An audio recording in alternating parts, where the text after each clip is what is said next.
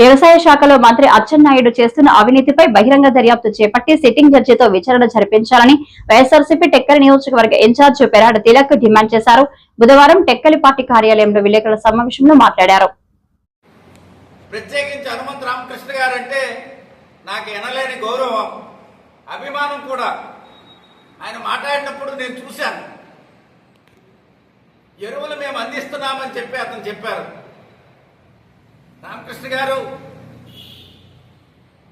మేము ఆర్డీఓ గారికి ఇచ్చిన రిప్రజెంటేషన్ మీరు ఒక్కసారి చదవండి.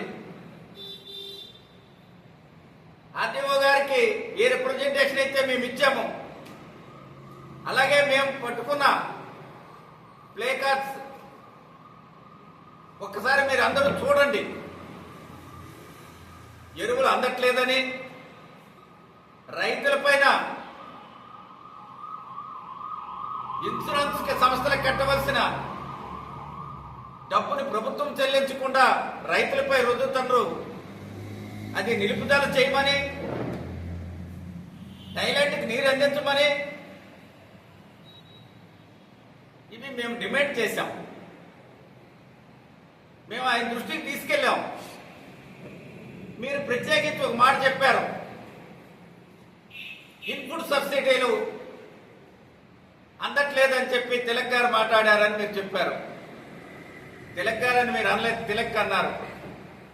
నేను రామకృష్ణ గారు అంటున్నాను. మీరు ఇన్పుట్ సబ్సిడీలు కోసం మీ అచ్చెన్నాయుడు గారికి నేను ఈవేళ ప్రశ్నిస్తున్నాను. మీరు ఒక కాగితం మీద రాసుకొని అతనికి అడగండి. మీరు మాట్లాడారు కనుక నేను రిప్లై ఇస్తున్నాను. మిమ్మల్ని గౌరవమైన స్థానంలో చూస్తున్నాను కనుక నేనే స్వయంగా మీకు మీ గౌరవానికి తగ్గట్టు మాట్లాడాలని ఈరోజు మాట్లాడుతున్నాను. మీకు తెలియకపోతే తెలుసుకోండి. 18లో వచ్చిన తిత్లీ తుఫాన్లో ఆనాటి ప్రభుత్వం, తెలుగుదేశం ప్రభుత్వంలో ఆనాడు ఉన్న మంత్రి అచ్చెన్నాయుడు గారు తుఫాను వల్ల నష్టపోయిన రైతులకి ప్రాంతాలు పర్యటించి ఇన్పుట్ సబ్సిడీలు ఇస్తాము, ఎక్కడైనా ఎవరికైనా నష్టం జరిగితే, పంట నష్టం జరిగినా, ఏదైనా ఒక ఇల్లు కూలిపోయినా, ఆర్థిక పరమైన నష్టం జరిగినా రెవెన్యూ అధికారులు దగ్గరుండి రాయండి, మేము ఇన్పుట్ సబ్సిడీ ఇన్సూరెన్స్లు ఇస్తామని చెప్పి ఆయన అనౌన్స్ చేశారు. 18లో మీ ప్రభుత్వం ఉంది. ఇప్పుడు మీ నాయకుడు ఆ రోజు కూడా మంత్రిగా ఉన్నారు అచ్చెన్నాయుడు గారు. మీరు ఇచ్చారా అని అడుగుతున్నాను. మీరు ఇస్తే బహిర్గతం చేయండి. నేను చెప్తున్నాను,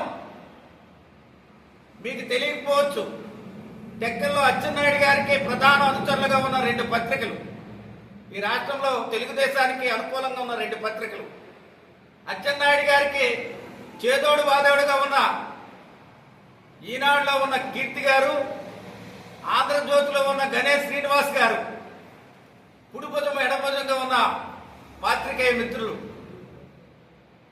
ఇన్పుట్ సబ్సిడీ ఇన్సూరెన్స్ తెలుగుదేశం గవర్నమెంట్లో రాకపోతే, తుఫాన్ నష్టపోయిన రైతులకి రాకపోతే, 2019లో వచ్చిన వైఎస్ఆర్ పార్టీ, గౌరవ వైఎస్ఆర్ పార్టీ నాయకులు జగన్మోహన్ రెడ్డి గారు ముఖ్యమంత్రి అయిన తర్వాత, ఆనాడు ఈ నియోజకవర్గ బాధ్యతలు వహిస్తున్న నేను స్వయంగా ముఖ్యమంత్రి దగ్గరికి వెళ్ళి, మా ప్రాంతంలో తిత్లీ ద్వారా నష్టపోయిన రైతులకి ఇన్పుట్ సబ్సిడీ రాలేదు, దయించి అది ఇప్పించండి అని చెప్పి ఆయనకి రిక్వెస్ట్ చేసిన వెంటనే అప్పుడున్న అగ్రికల్చర్ కమిషనర్ అయిన హనుమంత్ అరుణ్ కుమార్ గారు, మీకు ఒకవేళ దూరపు బంధువు అయి ఉంటారు, అతనికి ఫోన్ చేసి ఒకసారి కనుక్కోండి. ఆనాడు ఆయన అగ్రికల్చర్ కమిషనర్గా ఉన్నారు. నేను అతనికి స్వయంగా కలిశాను. శ్రీకాకుళం జిల్లాలో తిత్లీ వల్ల పెద్ద ఎత్తున నష్టం జరిగింది, రైతులకు అన్యాయం జరిగింది, ఇన్పుట్ సబ్సిడీ రాకుండా తెలుగుదేశం ప్రభుత్వంలో తాత్కారం చేశారు, అన్యాయం జరిగింది, దయించి పంట నష్టానికి మీరు ఇప్పించండి అని చెప్పి కోరితే ఆయన చెప్పిన మాట ఆ రోజు రాష్ట్ర ప్రభుత్వము ఇన్సూరెన్స్ సంస్థ కట్టవలసిన అమౌంట్ కట్టకపోవడం వల్ల ఇన్సూరెన్స్ తాలుగా డబ్బులు రాలేదు అని చెప్పారు. ఇది గౌరవ ముఖ్యమంత్రి గారు చేస్తే ఇది అవుతుంది, రాష్ట్ర ప్రభుత్వం కట్టాలా ఇన్సూరెన్స్ సంస్థకి, గడిచిన ప్రభుత్వం ఈ పని చేయకపోవడం వల్ల జరిగిందని చెప్పారు. అప్పుడే ముఖ్యమంత్రి గారికి స్వయంగా మళ్ళీ నేను కలిసి మనకు సందర్భంలో కలిసి ఈ విషయాన్ని నేను ఆయన దృష్టికి తీసుకెళ్ళగానే అక్కడ కొద్ది రోజుల తర్వాత ఇన్సూరెన్స్ సంస్థకి రాష్ట్ర ప్రభుత్వం డబ్బులు కట్టి ఇన్సూరెన్స్ సంస్థ ద్వారా ఇన్పుట్ సబ్సిడీ ఇన్సూరెన్స్ ని ఈ జిల్లాకి రిలీజ్ చేయటం జరిగింది. 83 కోట్లు వస్తే ఒక్క టెక్కల్ నియోజకవర్గానికే 39 కోట్ల రూపాయలు వచ్చింది. మీరు చూడండి, ఆ రోజు ఉన్న పత్రికలు నేను ఇప్పుడు చెప్పాను మీ ఇద్దరు పేర్లు. ఈనాడు పత్రిక పెద్ద ఎత్తున శీర్షిక రాసింది, ఆంధ్రజ్యోతిలో ఫ్రంట్ పేజీలో వచ్చింది, సాక్షిలో కూడా వచ్చింది. 83 కోట్లు వస్తే టెక్కల్ నియోజకవర్గంలో 39 కోట్ల రూపాయలు రావడం జరిగింది. లేదా ఈ రోజు ఉన్న అగ్రికల్చర్ డిపార్ట్మెంట్ వారికి అడగండి మీరు, లేదా ఇద్దరు పత్రికా విలేకరులను కనుక్కోండి ఇది వాస్తవం కాదని. ఉన్నది ఉన్నట్టుగా చెప్పే నైజం నాది. వాస్తవాల్ని వాస్తవంగా మాట్లాడే స్వభావం నాది. అబోధ కల్పనలో అబద్ధాలు చెప్పి రాజకీయ పబ్బం గడుపుకోవడానికి నేనేనోడు ఎవరి కోసము మాట్లాడలేదు. ఎవరో మాట్లాడి ఉండొచ్చు అచ్చెన్నాయుడు గారి కోసం, అతను ఎన్నో రకాలైన పదాలు అతని మీద మాట్లాడొచ్చు. ఆయన స్వభావం అలాంటిది కనుక ఆయన జగన్మోహన్ రెడ్డి గారి మీద విపరీతంగా దోషులు మాట్లాడే స్వభావం అతనిది.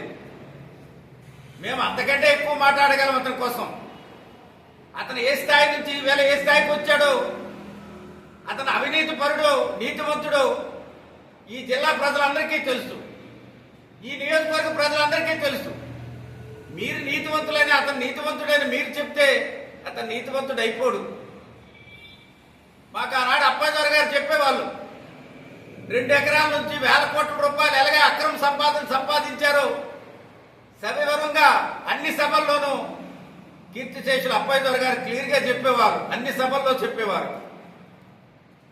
మరి అలాంటిది అచ్చెన్నాయుడు గారి కోసం మరి మీరు నీతివంతుడని చెప్తుంటే చాలా హాస్యాస్పదంగా ఉంది. మరి వాళ్ళ అవినీతి కోసం, వాళ్ళ దురాఘాతాల కోసం మేము చదువుతున్న రోజుల్లో ఎర్రన్నాయుడు గారు మరి తలగాం వస్తున్నప్పుడు మీరు చెప్పుల దండలతో స్వాగతించినప్పుడు ఓహో మీరు పోరాట యోధులు కావాలని అనుకున్నాను నేను. మీరు ఆ రోజు తలగాంలో అడుగు పెట్టకుండా ఎర్రన్నాయుడు గారిని చెప్పుల దండలతో స్వాగతించినప్పుడు మీరు పోరాట యోధులు అనుకున్నాను. మరి ఈ రోజు మరి అచ్చెన్నాయుడు అవినీతిని వెనక